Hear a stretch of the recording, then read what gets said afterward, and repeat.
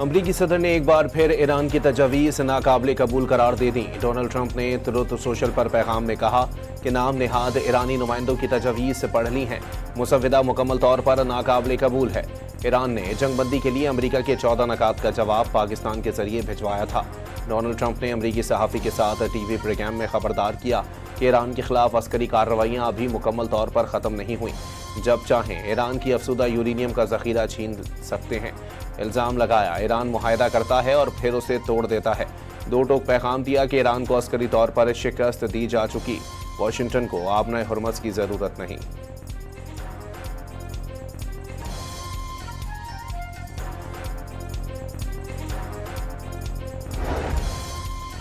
ایران نے امریکی صدر کے ضرورت سے زیادہ مطالبات پر مبنی منصوبہ مسترد کر دیا۔ سرکاری ٹی وی کے مطابق ٹرمپ کے منصوبے کا مطلب واشنگٹن کے مطالبات کے سامنے سر تسلیم خم کرنا تھا۔ اگر امریکی صدر ایران کے جواب سے مطمئن نہیں تو کوئی فرق نہیں پڑتا، یہ فطری طور پر بہتر ہے۔ تہران میں کوئی بھی ڈونلڈ ٹرمپ کو خوش کرنے کا مسودہ دینے کا ارادہ نہیں رکھتا۔ مذاکراتی ٹیم صرف ایرانی قوم کے حقوق کے منصوبے کا مسودہ تیار کرے گی۔ ایرانی میڈیا کا حکومتی ذرائع سے متعلق رد عمل۔ امریکی تجاویز پر ایران کے جواب کی تفصیلات سامنے آ گئیں۔ ایران کا تمام محاذوں پر جنگوں کا خاتمہ، بحری ناکہ بندی ختم کرنے اور تیل کی فروخت پر عائد پابندیاں ہٹانے کا مطالبہ، امریکہ سے جنگی نقصانات کا ازالہ کرنے اور آبنہ ہرمز میں خود مختاری تسلیم کرنے کی ضرورت پر زور۔ ایرانی ذرائع نے واضح کیا کہ تہران کے جواب پر ڈونلڈ ٹرمپ کے رد عمل سے بالکل کوئی فرق نہیں پڑتا۔ اگر ٹرمپ مطمئن نہیں تو یہ فطری طور پر بہتر ہے۔ ایرانی قیادت میں کوئی بھی ٹرمپ کو خوش کرنے کا مسودہ تیار کرنے کا ارادہ نہیں رکھتا۔ مذاکراتی ٹیم صرف ایرانی قوم کے حقوق کے منصوبے کا مسودہ تیار کرے گی۔ ایران 47 سال سے امریکہ اور باقی دنیا کے ساتھ کھیل کھیلتا آ رہا ہے، زیادہ تر دنیا پر ہنستا نہیں رہے گا۔ سابق صدر اوباما نے ایران کو اسرائیل سمیت دیگر اتحادیوں پر ترجیح دے کر اربوں ڈالر دے دیے۔ کئی بینک خالی ہو گئے، رقم سوٹ کیسز اور تھیلوں میں تہران پہنچائی گئی۔ اتنی رقم ایران نے کبھی دیکھی نہ تھی اور نہ آئندہ کبھی دیکھے گا۔ ڈونلڈ ٹرمپ نے سابق امریکی صدور کی پالیسیاں بے وقوفی قرار دے دیں۔ پہلگام واقعے پر تحقیقات کی پیشکش کے باوجود بھارت نے جارحیت کی۔ پاکستان نے بھارتی جارحیت کا منہ توڑ جواب دیا۔ 10 مئی کو شاہینوں کا غلبہ اور دشمن طیاروں کا ملبہ تھا۔ وزیر اعظم شہباز شریف کا معرکہ حق کی تقریب سے خطاب۔ معرکہ حق کی فتح کا 1 سال مکمل ہونے پر GHQ راولپنڈی میں پروقار تقریب۔ 2 ممالک نہیں، 2 نظریات کے درمیان فیصلہ کن معرکہ ہوا۔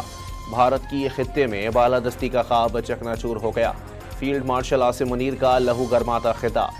ہر بے گناہ پاکستانی کے خون کا بدلہ لینے کا اعلان۔ وزیر اعظم شہباز شریف کا وزیر اعلیٰ خیبر پختونخوا محمد سہیل آفریدی سے ٹیلی فونک رابطہ۔ بنو پولیس چوکی پر دہشت گردوں کے حملے کی شدید مذمت۔ دہشت گردی کے خلاف ہر ممکن معاونت فراہم کرنے کی یقین دہانی کرا دی۔ آبنہ ہرمز کے قریب برطانیہ اور فرانس کے ڈسٹرائرز کی تعیناتی امریکہ کے غیر قانونی اقدامات کا حصہ تصور ہوگی۔ فیصلہ کن جواب دیا جائے گا، ایرانی نائب وزیر خارجہ کا انتباہ۔ فرانس آبنہ ہرمز میں بغیر ٹول مربوط نظام کے حق میں ہے جس میں ایران بھی شامل ہو۔ فرانسیسی صدر نے جہاز تعینات کرنے کی تردید کر دی۔ جنوبی لبنان پر اسرائیل کی مزید بمباری، 24 گھنٹوں میں شہداء کی تعداد 39 ہو گئی۔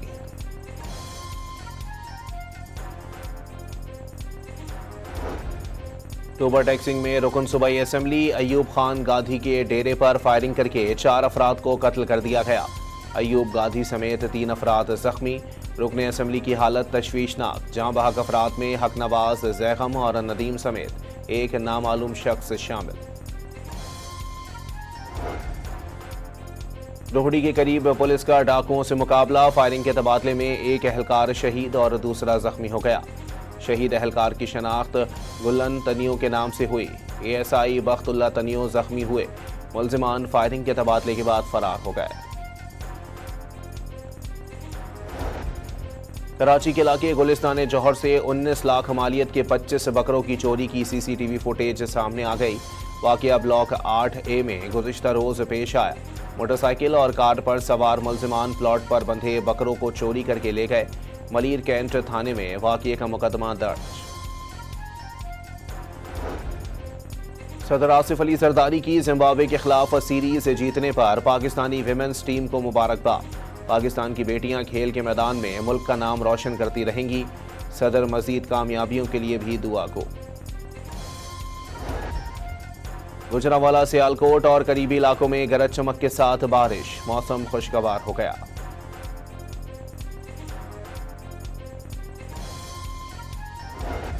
اور ڈھاکہ ٹیسٹ کی پہلی اننگز میں پاکستان کی ٹیم بنگلہ دیش کے خلاف 386 رنز بنا کر آؤٹ۔ اذان اویس نے 103 اور عبداللہ فضل نے 60 رنز بنائے۔ میزبان ٹیم کو پہلی اننگز میں 27 رنز کی برتری۔ تیسرے روز کھیل کے اختتام پر بنگلہ دیش نے بغیر کسی وکٹ کے نقصان پر 7 رنز بنا لیے۔